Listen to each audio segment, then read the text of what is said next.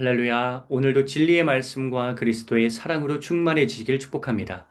에스겔 3장 16절부터 21절까지의 본문으로 하나님의 말씀을 전하겠습니다. 18절만 읽겠습니다.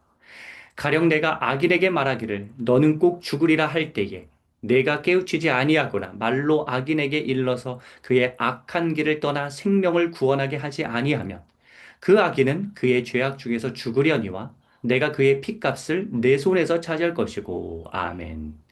16절, 17절에 보면 7일간의 인내의 시간이 지나니 하나님의 말씀이 에스겔에게 임하여 파수꾼으로서 하나님의 말씀을 사람들에게 전하여 사람들을 깨우치라는 비전을 에스겔은 하나님에게 받습니다. 그런데 협박처럼 느껴지는 하나님의 말씀이 나옵니다. 18절부터 21절까지의 말씀을 한 문장으로 정리하면 하나님의 말씀을 대언하지 않으면 너는 죽게 된다 입니다. 상당히 파격적인 발언입니다.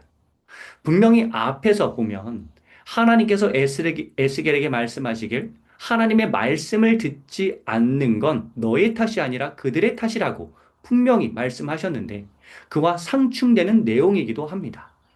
이 구절을 어떻게 받아들여야 할까요? 어떻게 이해해야 할까요? 이 구절은 불순종하면 그 불순종 때문에 죽게 된다는 의미라기보다는 불순종하면 상황이 나빠지는데 그 나빠진 상황이 너에게도 영향을 준다는 의미로 이해하면 도움이 됩니다. 이렇게 설명할 수 있습니다. 하나님의 말씀을 전하면서 세상이 나아지기를 우리가 바라야 합니다. 당연하죠. 열심히 하나님의 말씀에 따라서 이 말씀에 순종하면서 이 세상에서 살아가야 합니다.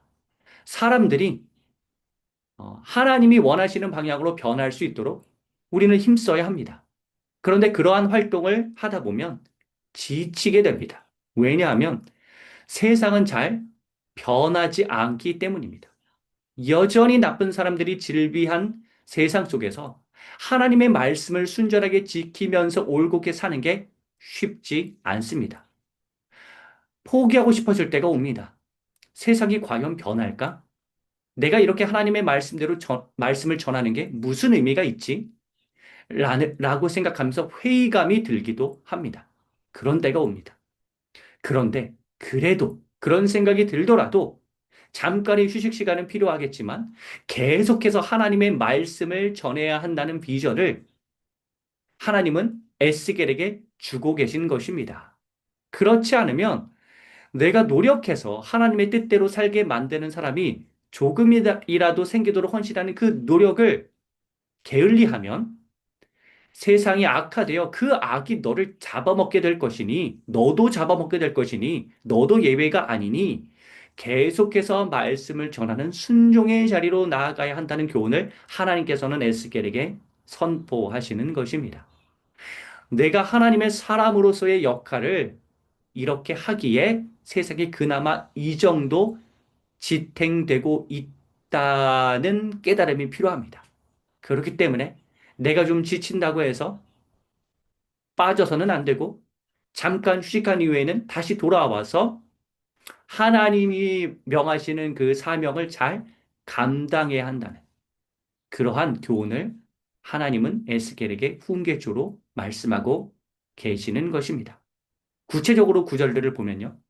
21절 하나님의 말씀을 전하여 악인이 변화하면 베스트입니다. 19절 전하다가 돌이키지 않는다면 그건 괜찮습니다.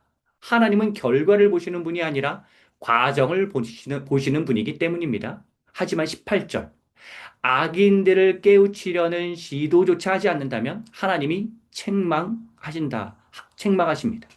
그리고 20절 우리는 선한 사람들이 변질될 수도 있다는 점도 함께 기억하면서 선한 사람들에게도 이미 변화가 이루어진 사람들에게도 계속해서 하나님의 말씀을 공급해야 합니다.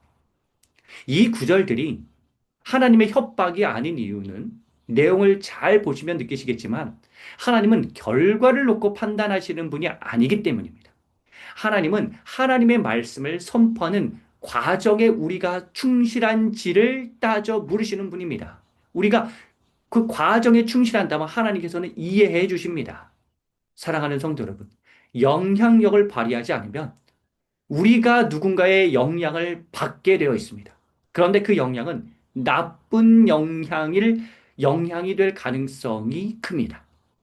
비록 때때로 지치고 힘드시더라도 계속해서 세상에서 하나님의 선한 영향력을 발휘하기 위해서 힘쓰시기를 하나님께서는 원하십니다. 그리고 그것이 우리에게도 도움이 되고 우리에게도 필요합니다.